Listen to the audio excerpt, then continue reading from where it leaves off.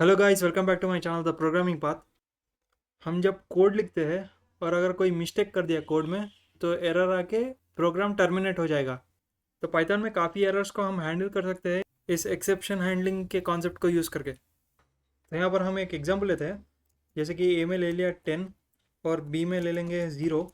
तो जब हम प्रिंट करेंगे ए डिवाइडेड बाई बी, जब रन करेंगे तो पाइथन इस तरह से ज़ीरो डिवीज़न एरर दे देगा। और जैसे अगर हम इस तरह से एक वेरिएबल में n equal to int of input of enter some value इस तरह से यूज़र से पूछेंगे। ओके, जब रन करेंगे और हमने यहाँ लिखा है इंटीजर वैल्यू को एंटर करना है, जब हम स्ट्रिंग को पास करेंगे, कोई लेटर्स दबाएंगे तो और एंटर दबाने पर इस तरह से वैल्यू एरर आ जाता है। तो प्रोग्राम के एग्जीक्यूशन के टाइम पर जो अनएक्सपेक्टेड प्रॉब्लम अकर होती है तो उसे एक्सेप्शन कहते हैं। अगर हम इस तरह से लिखेंगे, यहाँ पर एक प्रिंट स्टेटमेंट लिखेंगे एंड, ओके, और फिर से ये कोड को रन करेंगे। तो जब हम रन करेंगे तो यहाँ पर इस लाइन के बाद ये वाला प्रिंट नहीं हुआ क्योंकि एरर यहाँ पर एग्जिस्ट हो गया और उसके बाद कोड आगे नहीं बढ़ रहा, प्रोग्राम टर्मिनेट हो गया। तो एक्सेप्शन आते ही नॉर्मल एग्जीक्यूशन स्टॉप हो गया। तो इसी प्रॉब्लम को सॉल्व करने के लिए हम एक्सेप्शन हैंडलिंग को यूज़ करते हैं। तो एक्सेप्शन हैंडलिंग का पर्पस ये है कि एक्सपेक्टेड रन टाइम एरर्स को हैंडल करना ताकि प्रोग्राम में अननेसेसरी क्रैश ना हो। तो एक्सेप्शन हैंडलिंग को इम्प्लीमेंट करने के लिए हम इस ट्राई और एक्सेप्ट स्टेटमेंट्स का यूज़ करते हैं। तो ट्राई ब्लॉक के अंदर हम वो कोड रखते हैं जिसमें एक्सेप्शन आ सकता है, और एक्सेप्ट ब्लॉक में वो कोड रखते हैं अगर एक्सेप्शन आया तो वो एक्सेप्ट ब्लॉक का कोड एग्जीक्यूट हो जाएगा। तो जैसे कि यहाँ पर हमें पता है कि अगर हम यहाँ ज़ीरो से डिवाइड करेंगे तो ये ज़ीरो डिवीज़न एरर आ जाएगा। तो जब हम इस तरह से इस कोड को ट्राई के अंदर लिखेंगे, ओके, इंडेंटेशन मैच कर देना। जब ट्राई के अंदर लिखेंगे और अगर कोई एक्सेप्शन अकर हुआ तो ये एक्सेप्ट ब्लॉक के अंदर चला जाएगा। ओके, तो इस एक्सेप्ट ब्लॉक के अंदर हम लिखेंगे प्रिंट के नॉट डिवाइड बाई ज़ीरो। तो यहाँ पर एक प्रिंट स्टेटमेंट लिखते हैं ये दोनों ब्लॉक्स के बाहर। ओके, तो ये इस तरह से एंड लिखेंगे।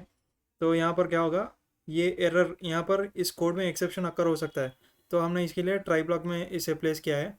तो जब एक्सेप्शन अकर होगा तो इस एक्सेप्ट ब्लॉक में जो भी कोड लिखा है वो एग्जीक्यूट हो जाएगा, मतलब ये प्रिंट हो जाएगा, पर प्रोग्राम टर्मिनेट नहीं होगा। ओके, ये नॉर्मली आगे बढ़ेगा। तो जब हम रन करेंगे, ओके, इस तरह से ये एक्सेप्ट ब्लॉक में चला गया और प्रोग्राम कुछ भी टर्मिनेट नहीं हुआ क्योंकि बाकी का जो भी कोड इसके बाद भी है वो भी एग्जीक्यूट हुआ। और स्पेसिफिकली हम यहाँ पर जो एक्सेप्शन अकर होगा इसे यहाँ पर मेंशन कर सकते हैं, जैसे कि ज़ीरो डिवीज़न एरर। ओके, तो रन करने पर सेम ही चीज़ होगा। ओके, तो इस तरह से आप चाहे तो सिर्फ एक्सेप्ट रख सकते हो। ये बेटर तरीका माना जाता है कि पता चलता है कि कौन सा एक्सेप्शन को आप हैंडल कर रहे हो। और आप सिर्फ एक नहीं, मल्टीपल कितने चाहिए उतने एक्सेप्ट ब्लॉक्स को बना सकते हो और यूज़ कर सकते हो। ओके, हम और एक्सेप्ट ब्लॉक बनाएंगे और इसमें हैंडल करेंगे वैल्यू एरर। ओके, तो इसमें प्रिंट कर देंगे प्लीज़ एंटर नंबर्स ओनली। तो अगर यूज़र कुछ नंबर्स के अलावा कुछ और एंटर करता है तो ये वैल्यू एरर का कोड एग्जीक्यूट हो जाएगा। तो यहाँ पर हम इनपुट दे देंगे इस तरह से,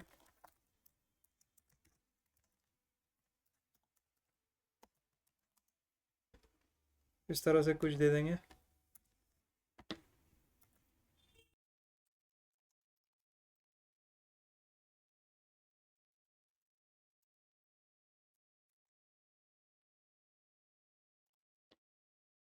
ओके, जब इस तरह से देंगे और रन करेंगे तो प्रोग्राम पहले यूज़र से फर्स्ट वैल्यू पूछेगा, तो हम 10 देंगे और सेकंड वैल्यू में 0 देंगे।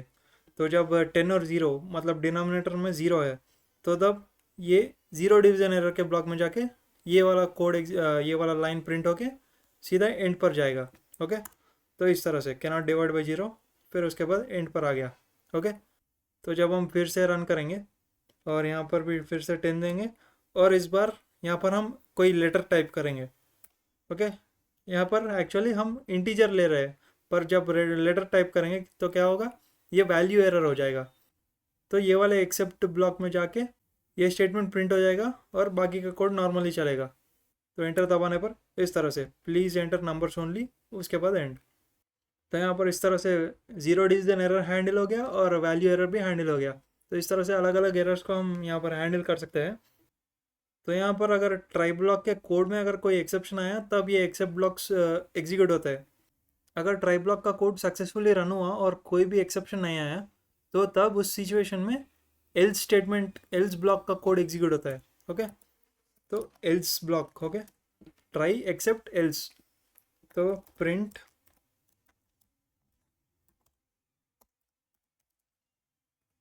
यू एंटर्ड, ये देखें, तो ये वाला कोड हटा देते हैं और वैल्यू एरर एक रखेंगे।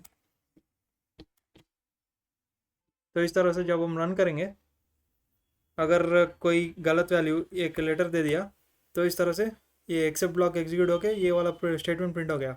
अगर करेक्ट वैल्यू पास कर दिया, मतलब इंटीजर को दे दिया, तो तब इस तरह से यू एंटर 2, तो ये एल्स ब्लॉक में जो भी कोड है वो एग्जीक्यूट होगा। तो और एक इम्पॉर्टेंट ब्लॉक होती है जिसका नाम है फाइनली। ओके, तो ट्राई ब्लॉक में जो भी कोड लिखा है अगर वो इसमें एक्सेप्शन आए या ना आए इससे कोई फ़र्क नहीं पड़ता, ये जो भी कोड लिखा है इसमें वो कंपलसरी एग्जीक्यूट होगा। तो जैसे कि हम लिखेंगे प्रिंट एग्जीक्यूशन कंप्लीटेड, तो जब हम इसे रन करेंगे तो यहाँ पर लेटर देने से एक्सेप्शन अकर होगा, फिर भी ये वाला ब्लॉक का स्टेटमेंट प्रिंट हो गया। तो इसका पूरा स्ट्रक्चर कुछ इस तरह से होता है। पहले ट्राई ब्लॉक होता है जिसमें आप वो कोड रखोगे जो एक्सेप्शन अकर होने के चांसेस है, और इसके बाद होता है एक्सेप्ट ब्लॉक। आप मल्टीपल एक्सेप्ट ब्लॉक्स बना सकते हो। ये तभी एग्जीक्यूट होता है जब कोई स्पेसिफिक एक्सेप्शन अकर होता है। उसके बाद होता है एल्स ब्लॉक, ये तब एग्जीक्यूट होता है जब ट्राई ब्लॉक का कोड नॉर्मली बिना कोई एक्सेप्शन के रन होगा। तो नेक्स्ट होता है फाइनली ब्लॉक, तो जो भी कोड ट्राई ब्लॉक में है अगर उसमें एक्सेप्शन अकर हुआ या नहीं हुआ तो उससे इसको इफेक्ट नहीं होता और जो भी कोड फाइनली के अंदर है वो नॉर्मली रन होगा। तो और एक चीज़ होती है इसमें, पाइथन में हम खुद ही एक एक्सेप्शन को जनरेट कर सकते हैं। तो इसके लिए हम रेस कीवर्ड का यूज़ करते हैं। ओके, तो जब हम इसे निकाल देंगे, ओके, तो यहाँ पर अगर हम लेंगे यहाँ पर -5 इस वेरिएबल में, ओके, तो इसका नाम एज ले लेते हैं। अगर एज का वैल्यू <0 हुआ तो हम एक वैल्यू एरर को रेज करेंगे जिसमें हम मैसेज टाइप करेंगे as cannot be negative. Okay, तो जब हम रन करेंगे तो जो भी हमने एक्सेप्शन रेज किया है वो रेज हो गया और मैसेज इस तरह से प्रिंट हो जाएगा। हम चाहे तो इन कॉन्सेप्ट्स में और भी डीप में जा सकते हैं, पर एक्सेप्शन हैंडलिंग को यूज़ करने के लिए ये सारे कॉन्सेप्ट्स काफ़ी है। और जावा और पाइथन में एक्सेप्शन हैंडलिंग थोड़ा अलग तरीके से होता है, क्योंकि जावा में कंपाइल टाइम और रन टाइम एक्सेप्शंस अलग अलग होता है और पाइथन में एक्सेप्शंस रन टाइम में ही एग्जिस्ट होता है। तो ये सब था एक्सेप्शन हैंडलिंग के बारे में। पाइथन को स्टेप बाय स्टेप सीखने के लिए चैनल को सब्सक्राइब ज़रूर करना। Thanks for watching.